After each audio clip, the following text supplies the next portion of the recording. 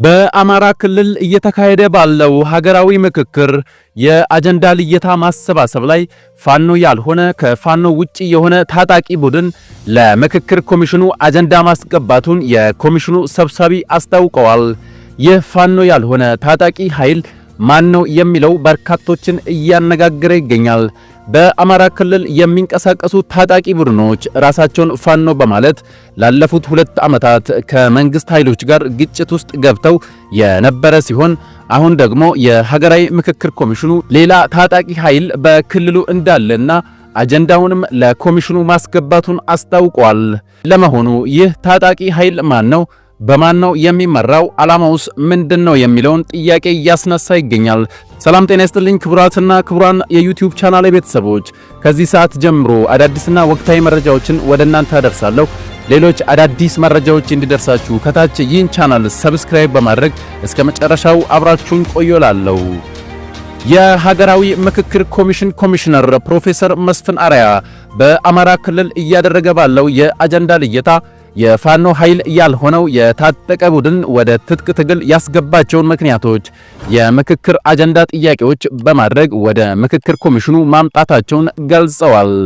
የኢትዮጵያ ሀገራዊ ምክክር ኮሚሽን በአማራ ክልል ከመጋቢት 27 እስከ ሚያዝያ 4 2017 ዓ.ም በባህር ዳር ከተማ ባካሄደው የአጀንዳ ማሰባሰብ የፖለቲካ ፓርቲዎች፣ የመንግስት አካላት፣ ታዋቂ ግለሰቦች፣ የማህበረሰብ ወኪሎችና የተለያዩ ተቋማት እንዲሁም የማህበራት ተወካዮች መሳተፋቸው ተገልጿል። በዚህ ሂደት ላይ በክልሉ ውስጥ የሚንቀሳቀስ አንድ ታጣቂ ቡድን ለብሔራዊ ምክክር ኮሚሽኑ ጥያቄዎችን የያዘ አጀንዳ ማስገባቱን ሰብሳቢው ፕሮፌሰር መስፍን አርአያ ተናግረዋል።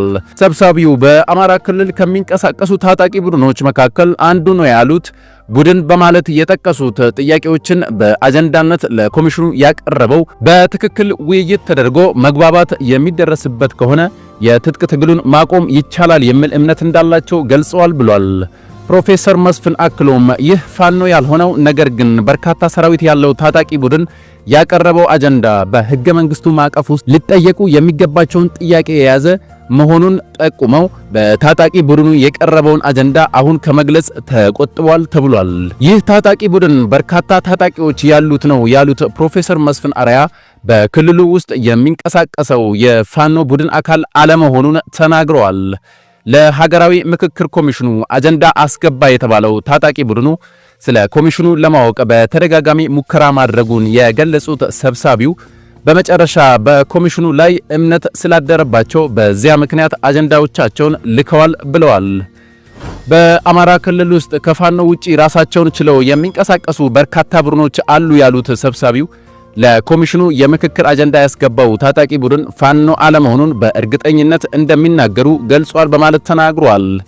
የታጣቂ ቡድኑን ማንነት ተጠይቀው ለመመለስ ፈቃደኛ ያልሆኑት ፕሮፌሰር መስፍን ምክንያታቸውም ማንነታቸውን መግለጽ የምንችለው ከእነርሱ ይሁንታን ስናገኝ ነው ብለዋል። ነገር ግን ታጣቂ ቡድኑ ማን እንደሆነ እንዳይገለጽ አለመጠየቁን የጠቀሱት ሰብሳቢው እነርሱ ስለ ማንነታቸው መግለጽ ከፈለጉ ግን ማድረግ እንደሚችሉ እንደተነገራቸው አስረድተዋል። ሀገራዊ ምክክር ኮሚሽኑ ከአማራ ክልል በርካታ አጀንዳዎችን ማሰባሰቡን የተናገሩት ፕሮፌሰር መስፍን ከክልሉ አሁንም የተለያዩ ወገኖች አጀንዳቸውን እያመጡ መሆኑን ገልጸዋል። አጀንዳ የማሰባሰብ ሂደት ከትግራይ ክልል ከዲያስፖራና ከፌዴራል አሰባስበው ካጠናቀቁና በቅደም ተከተል ካስቀመጡ በኋላ ይፋ እንደሚያደርጉ የተናገሩት ሰብሳቢው ከዚያ በፊት ግን ማን ምን አይነት አጀንዳ እንዳቀረበ እንደማይገልጹ አመልክቷል። የምክክር ኮሚሽኑ በተለያዩ የሀገሪቱ ክፍሎች ውስጥ ባካሄዳቸው የአጀንዳ ማሰባሰብ የተለያዩ አጀንዳዎች የተነሱ ሲሆን ከነዚህ መካከል ማንነትን፣ አስተዳደርና ወሰንን፣ መልካም አስተዳደርን፣ ፍትህን፣ ሕገ መንግስትን፣ ሰንደቅ ዓላማን የሚመለከቱ ጥያቄዎች ማሰባሰቡን ፕሮፌሰር መስፍን አርአያ የተናገሩ ሲሆን በአማራ ክልል በፋኖ ታጣቂዎችና በመንግስት ኃይሎች መካከል የሚካሄደው ግጭት 2 ዓመት ሊሞላው በመቃረቡ እስካሁን በይፋ የሚታወቅ በሁለቱ ወገኖች በኩል ግጭቱን በንግግር ለማስቆም የሚያስችል እንቅስቃሴ የለም በማለት የዘገበው ቢቢሲ ነው።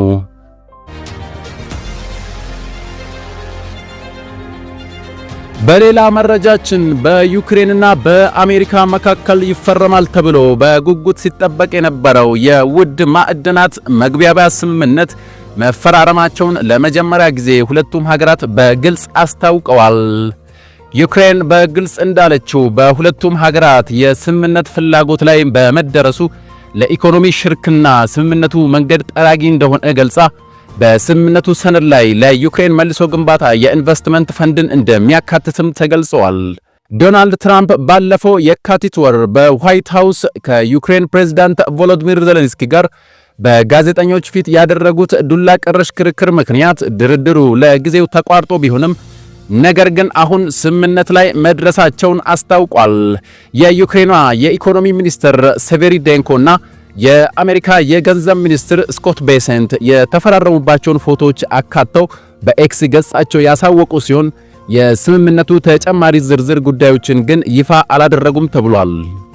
ለኢኮኖሚ አጋርነት ስምምነትና ለዩክሬን መልሶ ግንባታ የኢንቨስትመንት ፈንድ ማቋቋሚያ መንገድ የሚከፍተውን የማዕድን መግባቢያ ስምምነት ከአሜሪካ ጋር መፈራረማችን ስናበስር በደስታ ነው ሲሉ የዩክሬኗ የገንዘብ ሚኒስትር ገልጸዋል። ይህንን ተከትሎ ዩክሬን ውድ ማዕድኖቿን ለአሜሪካ አሳልፋ ልትሰጥ ነው በማለት አንዳንዶች ስጋታቸውን እየገለጹ ሲሆን የዋሽንግተኑ ተወካይ ግን የስምምነቱ ዝርዝሮች ጉዳዮች ላይ እየተሰራ ነው በማለት ተናግሯል። የአሜሪካ የገንዘብ ሚኒስትር ስኮት ቤሰንት እንዳሉት ከሆነ የማዕድን ስምምነቱ ቀደም ሲል የተስማማንበት ነገር ነው። ፕሬዝዳንት ዜሌንስኪ እዚህ በነበሩበት ጊዜ የመግባቢያ ስምምነት ነበረን። በቀጥታ ወደ ዋናው ጉዳይ ነው ያመራ ነው። የ80 ገጽ ስምምነት ሲሆን እሱን ነው የፈረምነው ብለዋል። ፕሬዝዳንት ዶናልድ ትራምፕ ከጣሊያኗ ጠቅላይ ሚኒስትር ጆርጂያ ሜሎኒ ጋር በሰጡት ጋዜጣዊ መግለጫ ወቅት ስለ ውድ ማዕድን ስምምነት ፍንጭ ሰጥተዋል የተባለ ሲሆን በመጪው ሐሙስ ይፈረማል ብዬ የሚገምተው የማዕድናት ስምምነት አለን። እናም ስምምነቱን አክብረው ይሰራሉ ብዬ እገምታለሁ። ስለዚህ የምናየው ይሆናል በማለት ተናግሯል ተብሏል። ዋይት ሃውስ ከዩክሬን ጋር ስለደረሱበት የውድ ማዕድናት የስምምነቱን ጊዜ እና ይዘት በተመለከተ ተጨማሪ ዝርዝር ጥያቄ ቢቀርብለትም ምላሽ አልሰጠም ሲል ሮይተርስ የዜና ወኪል ዘግቧል ተብሏል። ስምምነቱ አሜሪካ የዩክሬን ወሳኝ ማዕድናት እንዲሁም ነዳጅና ጋዝ ማግኘት የሚያስችላት አንድ እርምጃ ነው የተባለ ሲሆን ከዚህ በተጨማሪም ለዩክሬን መልሶ ግንባታ የኢንቨስትመንት ፈንድ እንደሚቋቋምና በኪየቭ እና በዋሽንግተን በእኩል ሁኔታ እንደሚተዳደር እየተነገረ ይገኛል።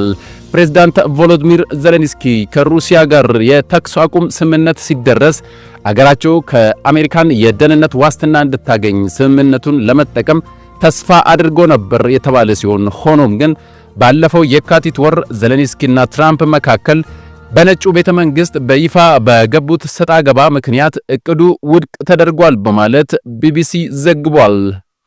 ክቡራትና ክቡራን የዛሬ ሚዲያ ቤተሰቦች የአሁኑ መረጃ ይህን ይመስል ነበር። አዳዲስና ወቅታዊ መረጃዎች በፍጥነት እንዲደርሳችሁ ይህን ቻናል ከታች ሰብስክራይብ አድርጉ እያልኩ በቀጣይ መረጃ እስክንገናኝ ድረስ ሰላም።